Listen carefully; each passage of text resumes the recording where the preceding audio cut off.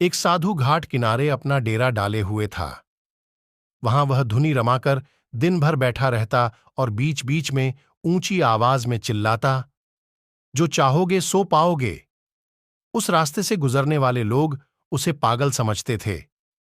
वे उसकी बात सुनकर अनुसना कर देते और जो सुनते वे उस पर हंसते थे। एक दिन एक बेरोजगार युवक उस रास्ते से गुजर रहा था। साधु की चिल्लाने की आवाज उसके कानों में भी पड़ी।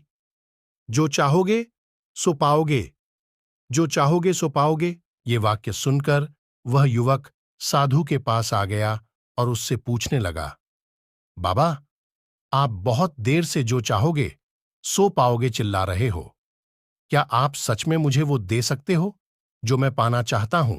साधु बोला, हां बेटा, लेकिन पहले तुम मुझे ये बताओ कि तुम पाना क्या चाहते हो। बाबा, मैं चाहता हूं कि एक दिन मैं हीरों का बहुत बड़ा व्यापारी बनूं। क्या आप मेरी ये इच्छा पूरी कर सकते हैं? युवक बोला, बिल्कुल बेटा, मैं तुम्हें एक हीरा और एक मोती देता हूं। उससे तुम जितने चाहे हीरे मोती बना लेना। साधु बोला। साधु की बात सुनकर युवक की आंखों में आशा की ज्योति चमक उठी। फिर साधु ने उसे अपनी दोनों हथेलियां आगे बढ़ाने को कहा। युवक ने अपनी हथेलियां साधु के सामने कर दी। साधु ने पहले उसकी एक हथेली पर अपना हाथ रखा और बोला, बेटा, ये इस दुनिया का सबसे अनमोल हीरा है। इसे समय कहते हैं। इसे जोर से अपनी मुट्ठी में जगदी डाच लो। इसके द्वारा तुम जितने चाहे उतने हीरे बना सकते हो। इसे कभी अपने हाथ से निकलने मत देना। युवक ने ध्यान से साधु की बात सुनी और उन्हें धन्यवाद कर वहां से चल पड्डे दिए छा। उसे सफलता प्राप्ति के 2 गुरु मंत्र मिल गए थे।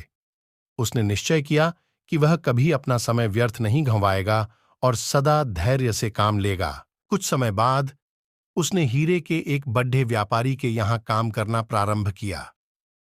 कुछ वर्षों तक वह दिल लगाकर व्यवसाय का हर गुण सीखता रहा और एक दिन अपनी मेहनत और लगन से अपना सपना साकार करते हुए हीरे का बहुत बड़ा व्यापारी बना।